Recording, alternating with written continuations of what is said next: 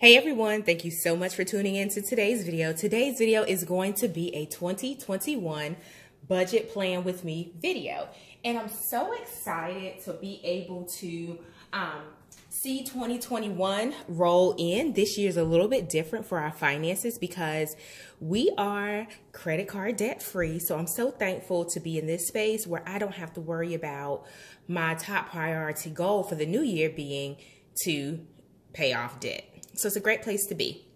So without further delay, let's get into this budget plan. And I want to share with you two different techniques or methods that I will employ with my planners. Now, I'll try to do a separate video about my Excel budget planning because that's really in detail. This budget planning this year for my paper planners will be more about my goals, my financial metrics, and tracking against the things that I want to accomplish over the course of 2021. My Excel spreadsheet is where I outline all of my bills, their due dates, when they need to be paid, when I come up with my goals, like if I'm saving, a certain amount of money per month in a certain bank account, I'll incorporate that into the spreadsheet. The paper planner is really for goals and tracking. I hope that makes sense.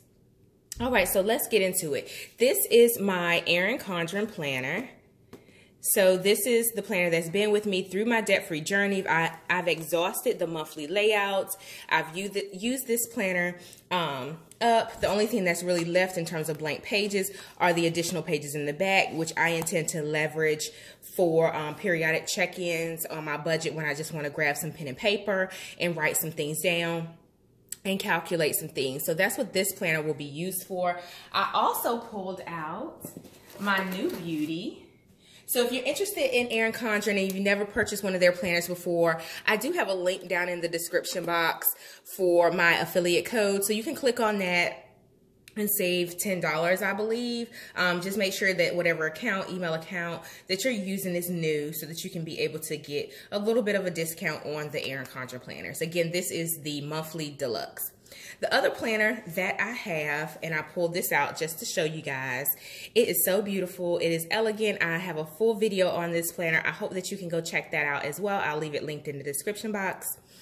This is the Simply Yours Day Planner, and it is by Planned and Proper. I'm on the creative team for Planned and Proper. As you can tell, I love all things planning. So there's a link to this planner company down in the description box below, and you can save $10 on their planners. They are amazing. This is my third planner from this company, and I've loved it every year that I've used it. But anyway, this planner has a section for financial goals. So I, again, did a flip through of this planner. You can see the details of how it's laid out. But this financial goals section is really a good way for you to break down your financial goals. So you can set your long-term goals. And then based on your long-term goals, you can break it down into maybe your top 3 short-term goals and then the action steps that you need to take to hit that goal. And then when do you want to achieve it by? So, for example, I know one of my goals is to start, a trading account or maybe some type of brokerage account. I'm not really sure yet, but I know I want to have a $5,000 investment before I start that particular account. So that's one of the long-term goals. And then I'll need to say how much I need to save each month to be able to achieve that goal by a certain date. So this is really a good way for you to set your financial goals. I will come back and use this once I go through some of my high-level 2021 budget goals here in a moment. So the first thing I wrote down in the planner is we will stay debt free. So that is one of the goals for 2021 is to just stay out of debt, right? So we climbed our way out of, oops, I'm sorry, I'm shaking the camera. We've climbed our way out of, $30,000, $40,000 worth of debt over the course of like 2 years. And we want to stay that way. We do not want to go back in debt. My husband and I work really hard to get that stuff paid off. We're not trying to be about that life anymore. So that's the goal. Now, I will say from the holidays just now wrapping up, we do have, I think, maybe $500 or something like that on one of the credit cards that I need to pay off. And I'll pay that off at the end of the month. So we're still in December right now. So that'll be paid off.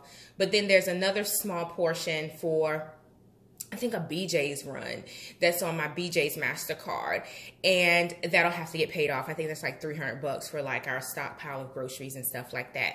So my goal is to, if I'm using a credit card, right, the goal is to absolutely pay it off before it starts to accumulate interest, before it spirals out of control, and before you lose sight of it. So I like how this planner has the months.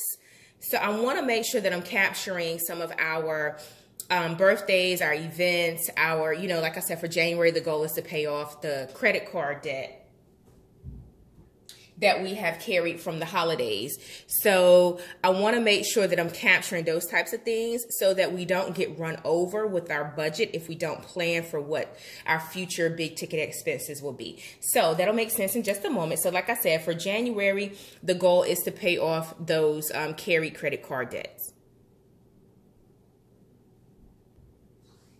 All right, so as you can see, I captured the cards that need to be paid off. And then I try not to mix my business expenses with my personal budget, just because that's a no-no, right? That's business planning 101, business basics 101.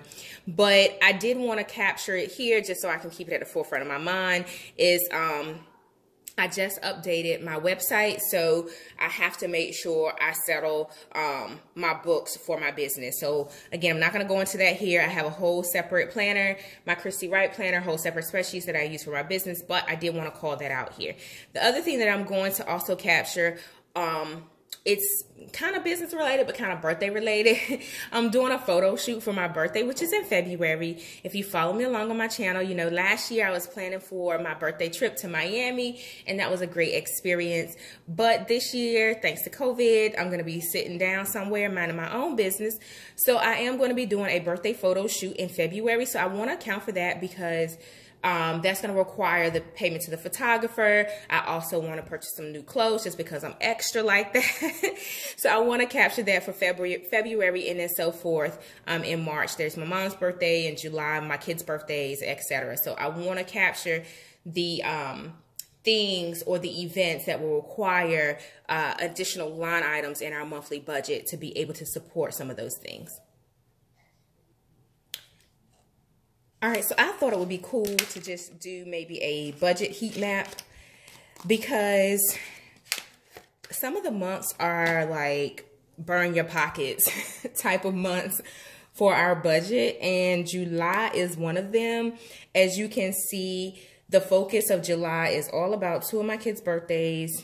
Then I have my dad's birthday, my brother's birthday, my niece's birthday. Sometimes we travel. And it just gets to be a really expensive month for us just by nature of the activities that we have going on. So I did a quick highlight for the month of July. The other month that gets really, really heavy naturally for us is December with the holidays and planning for Christmas. Typically, November is a little bit, it's not as bad with Thanksgiving, but there's Black Friday. So it's maybe medium in terms of how much we spend. The other month that's really medium for us as well is February, because like I mentioned, it's my birthday. And then oftentimes with, you know, my birthday presents, things like that. Birthday photo shoot is also Valentine's Day. That month can be a little heavy with the budget as well. So it's medium. Then the other month that is maybe average is August with my husband's birthday. And then kind of the end of the summer, back to school shopping. As we all know, life looks a little bit different in terms of the kids in school just by nature of COVID or whatnot. So we'll see how that lands. And then the other month is September with my daughter's birthday. The rest of the months are pretty uneventful in terms of the things that we have to commit our finances to. The other thing in December, we do own a timeshare, which we'll talk about here in a little bit. So that HOA is due, no, actually it's only due in, I paid it already, so it won't be due this December, but the next December it will be due. So like, for example, this December I had to account for our timeshare HOA payment. We only pay it every other year, which is a blessing. If you own timeshare, you probably can relate. If you don't own timeshare, my advice is probably don't do it. But anyway, so we just paid the HOA for that. That's a whole nother topic that we'll get into. But this is one way that I like to plan for my month. So I did a quick heat map, and I'll color code it at the bottom.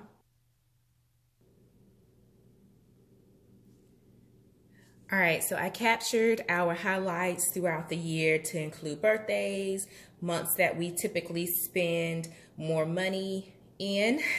Those have been captured, and I think I'm going to break this down into two-part videos. So this will be part one. I'll stop here, and then I'll come back and upload another video in about 3 days. So make sure that you hit subscribe so that you don't miss that video if you're interested to see what my 2021 goals actually look like based on what you see here. The other tip that I'll give you guys is that if you want to go ahead and assign budget dollar amounts to these activities, that's great. So for example, if you want to say, okay, so my birthday photo shoot is $150. Let me go ahead and put the dollar amount there. I'm going to budget for $200 for my outfit, my props, add-ons, and things to the photo shoot. My birthday celebration will be $250, and then also included my sister-in-law's birthday because I give her a gift. So whatever the budget is for those items, it's also good for you to go ahead and put those down here since they are budgeted items. The purpose of this planner is for your budget, not just to capture the dates. The other thing that I'll share is I did put in like fall travel. Typically in October, we'll go and visit family around that time just due to some other events that happen in October as well, or have happened in October pre-COVID. So I just put a question mark there. Nobody really knows what 2021 is going to look like in terms of our flexibility to be able to travel, our flexibility to really visit family. So it's a lot of question marks there, but I did not want to not include it, right? Because as I set up my budget for 2021, I want to be cognizant and mindful that there may be a possibility that we'll be able to do some element of the type of travel that we typically enjoy doing. So I also put summer travel for the month of July. Again, that's a question mark. It's questionable whether or not we'll actually be able to take the kids, somewhere as we normally would. So I want to keep that in the forefront of my mind. Again, the overall goal is to stay debt free. That's going to be it for part one of this video. Give it a thumbs up. Do you budget plan? Let me know down in the comments. Also, come back for part two where I take a deep dive into my 2021 goals. I'll speak to you in the next one. Bye for now.